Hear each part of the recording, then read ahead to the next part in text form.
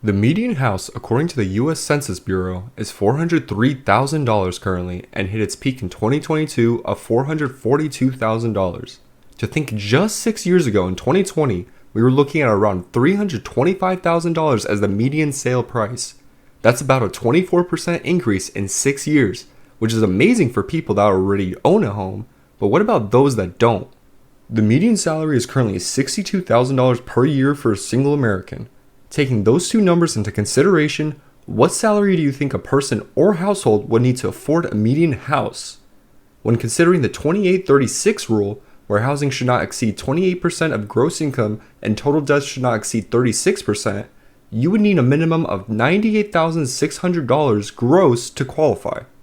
Now this is just the minimum. To actually live comfortably and not be house poor, you would want to use the 30% net rule. This means your housing payment should not exceed 30% of your net income. And to live comfortably with a median home price, you should be making at least $123,000. Keep in mind, for a household income in which two people both make the median salary, you would just barely make it by comfortably.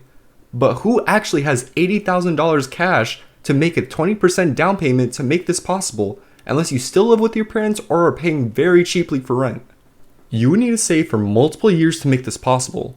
And who knows if prices of homes are going to get even more expensive. Say you only have a 3.5% down payment, which is roughly $14,000. That figure increases to over $140,000 as gross income needed to live comfortably, and roughly $113,000 to even qualify. So if you take the median salary for one person, it is virtually impossible to afford a house. And with a household of two people, presumably making the median, that makes about $124,000. You could theoretically afford a house if a household has the median salary, but you both have to keep working to make it viable. Your savings is going to grow slower, and it will be harder to have an emergency savings or take opportunities to enjoy life or travel. Keep in mind, this is not considering if you have any debt at all. If you have a car loan, student loans, or credit card debt that has been stacking up, then this income figure needs to be even more to afford the house or not be paycheck to paycheck.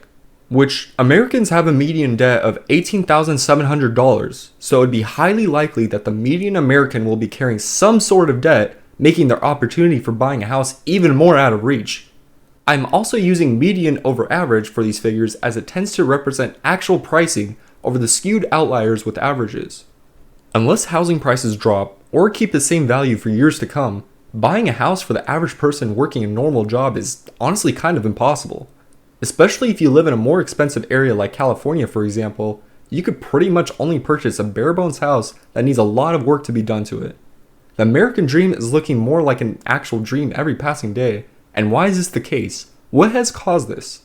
Well, you can thank the baby boomers that primarily own most of the housing and private equity buying up properties as well. According to Realtor.com, in 2024, baby boomers owned about $19 trillion worth of real estate, and holds about half of America's real estate wealth. With private equity, they have bought about 20% of properties, including single-family homes and apartments. They have so much more money to purchase real estate and outbid families with cash purchases, so they can rent out those properties to the same families and make money off of them. With the COVID pandemic causing record low interest rates, more buying opportunities, and higher demand for housing, prices started to shoot up due to the natural way that economics work. This brought housing prices far beyond unaffordable, as it was a seller's market and they could charge outrageous prices since someone will end up buying it. Now that it's a buyer's market and sellers are struggling to sell their houses, prices have come down a bit, but not as much as they should though. A lot of homeowners are trying to get their desired return or selling at a price that they think they deserve, which is why prices are still inflated. But if houses do not sell, then prices do eventually have to come down. And that is why there are so many price cuts happening now. The thing is, it's hard to really put this all into perspective looking at the national median. So when you actually go state by state, it becomes more clear how ridiculous the prices get, especially when comparing it to the median household income. For example, in 2025, California has the median house price of $750,000, while the median income in 2024 is $100,000. It is quite literally impossible for the average person to even qualify for the median house in California. For cheaper states like Iowa, which is $290,000 for the median house, the median income is $75,000. This is obviously much more doable, but funnily enough, it is still not realistic for the median household income. Keep in mind, most people have debt, so their possibility of qualifying for a mortgage shrinks when they carry more debt. Just looking at this map should tell you how ridiculous it is. Going back to the year 2000, let's do some comparisons to see how ridiculous this actually gets. The median household income in California was $47,000 or $85,000 adjusted for inflation today. The median house cost back in 2000 for California adjusted for inflation was about $390,000. So quite literally, it became twice more expensive to get a house in California when inflation is adjusted for. But the best part, wages only grew 18% instead of doubling like houses. It is actually impossible for most Americans to buy a house in California reasonably without being house poor, since wages are just not increasing at the same rate as housing costs. California itself is expensive, so let's take a look at Iowa, which should be on the higher end of the scale in affordability.